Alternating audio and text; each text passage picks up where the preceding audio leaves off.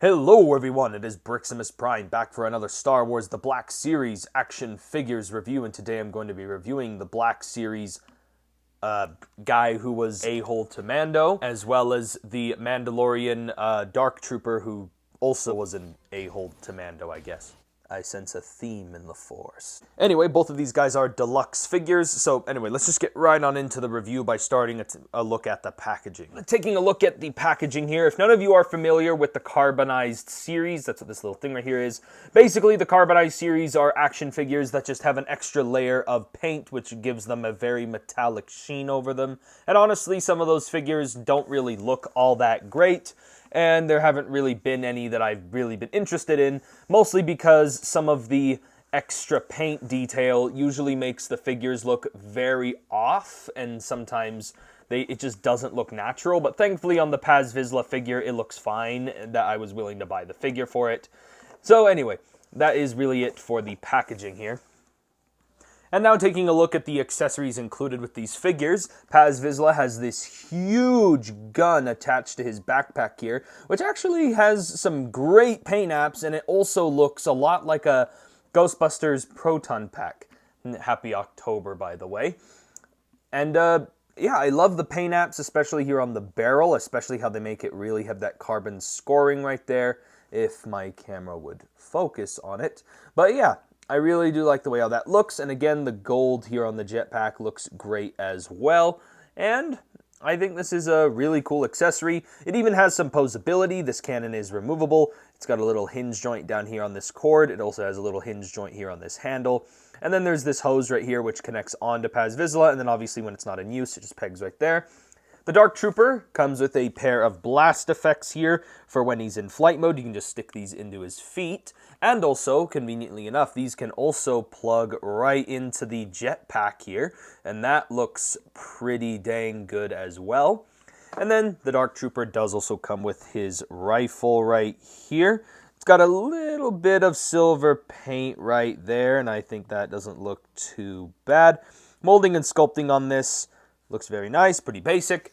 And then finally, the Dark Trooper comes with a pair of fists. And also, might I add, these small hands are actually quite, very hard to get off. And my goodness, is that a very, very small peg.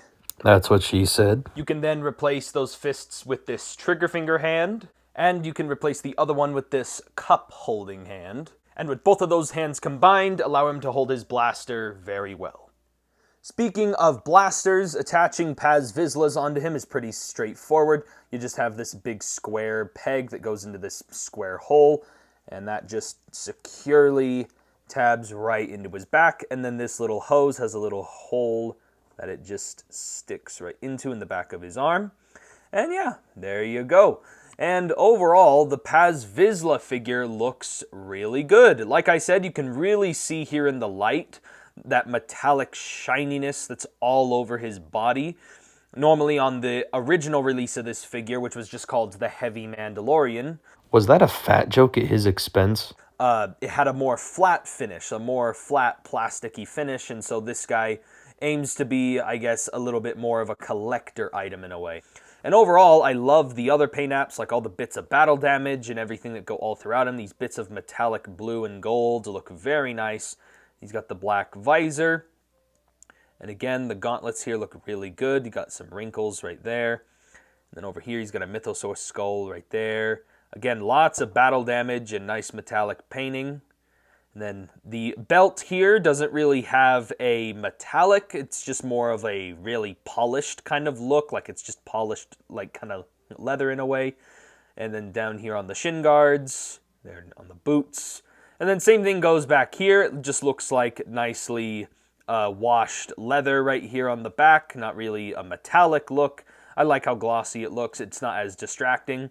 And again, the backpack just kind of completes the entire figure. Sadly, though, he doesn't come with any alternate hands. Not that you need any, I just thought I'd mention it. Going over Paz Visla's posability, his head is on a double ball joint, one at the base of the neck and one in the helmet. Can't really have him look up that far or down that far, but it can swivel all over the place, and it can pivot a little bit from side to side. Shoulders can rotate a full 360. That pose just came out. This shoulder pad is a pliable material. It allows for his shoulder to move outward that far, though I don't suggest moving it for too long. He does also get a butterfly joint in the shoulder. He has a bicep swivel, bend at the elbow that bends over 90 degrees. Wrist rotates and hinges up and down. And then this one has a horizontal hinge going the other way. He also has a ball joint at the diaphragm, which allows for some nice diaphragm articulation like arching back, crunch, diaphragm pivot, and waist swiveling. Hips can kick forward. They can't really kick back that far due to this little skirt here. Hips can move outward that far. He does have a nice tight thigh swivel, double jointed knees, and then for some reason this one's tighter and this ankle pivots is a little bit loose, but they both move up, down, and have ankle pivot. So very good articulation on this guy. And with all that posability, it allows for Paz Visla to pose very nicely with his cannon. And he looks all bright and metallic while doing so. Very nice, eye-catching piece on the shelf. And can I just say, this black glossy figure looks very good. That was the first thing that stood out to me as soon as I got the figure, even before I opened him out of the packaging. The black glossy plastic looks very nice and very high quality. And yes, your fingers can maybe kind of smear a little bit and maybe leave some stains on it, but still, it looks very good nonetheless. This guy's not a carbonized version of a figure, but he does definitely look like he is, because he's just that so metallic and shiny looking. And those red eyes on the head sculpt just really pierce right into you. It looks very menacing. And combine that with the amount of mechanical detail that goes throughout this entire figure. It's very on par with a lot of other droid action figures that Hasbro has done. May I even say on par with some Transformers figures as well. I love a lot of all the mechanical detailing, everything that went into this figure. He doesn't have too many paint apps, but honestly, he doesn't really need them. I just would have liked maybe some extra tiny bits of detail of red throughout the rest of the figure.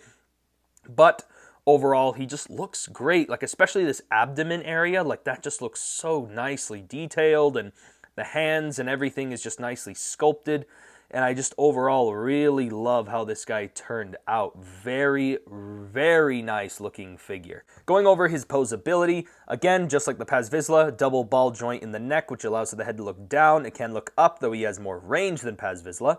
His head can do the head pivoting, rotation all over the place. These shoulder pads are on shifting joints, which allows for the arms to move outward that far. They can rotate a full 360 as long as you keep them on an angle. He does have no bicep swivel, but he does have an elbow swivel as well as a swivel at the forearm. Bend at the elbow, which bends at 90 degrees. Wrists rotate. They can hinge side to side, but if you rotate the peg, you can have them hinge up and down. Nice diaphragm joint, which allows for arching back, crunch, diaphragm pivot, and some lovely waist swiveling. And again, all the joints on this guy are nice and buttery smooth as well. Hips can kick forward, they can kick back, they can move outward to a good degree. Nice thigh swivel, which reveals more mechanical detail on the inside of the thigh. Bend at the knee. He also has a swivel at the knee and the calf.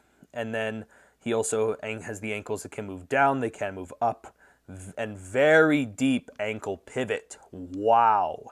And he does also have peg holes at the bottom of his feet, which is where they want you to plug in those little blast effects so you can have him flying off with those like Iron Man rocket boosters. Here they are with the last Star Wars The Black Series figures that I took a look at, the Black Series Cad Bane and Archive Series Dengar. And then here they both are compared next to the Star Wars The Black Series The Mandalorian. So anyway, that is basically it for the comparisons. And that is basically it for my review on the Black Series Dark Trooper and Paz Visla Deluxe figures.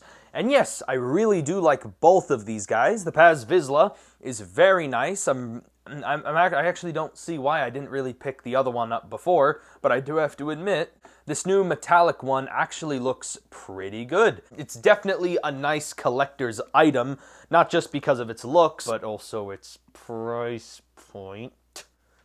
And same thing counts for the Dark Trooper, only except I really love how this guy turned out, and I actually don't mind I actually feel like the deluxe price point was more worth it on the Dark Trooper, but that's mostly because I just love this droid so much, and I've had so much fun posing him around. My only complaint for the Paz Visla is I wish he had more posability in some areas, but then again, there isn't really much that I would want besides, you know, jetpack poses and such, but overall, I think both of these figures are pretty good. I just kind of prefer the Dark Trooper that tiny bit more, just because I'm a big Robots fan. Can't you tell? But overall, if I had to give these individual figures ratings, I give the Paz Visla a solid 7 out of 10. I guess you could say that with all his faults, I can give him a whatever. For the Dark Trooper, I give him a solid 9 out of 10. The only thing that is stopping me from giving him a 10 out of 10 is still the price. So anyway, thank you all for watching. This has been Briximus Prime. If you enjoyed the review, be sure to give me a like on the video, comment down below what you guys think, and yeah, be sure to subscribe to the channel for more action figures reviews and more Star Wars The Black Series, and I've got a lot of things planned for October, so stay tuned for all that, and I'll catch you guys next time.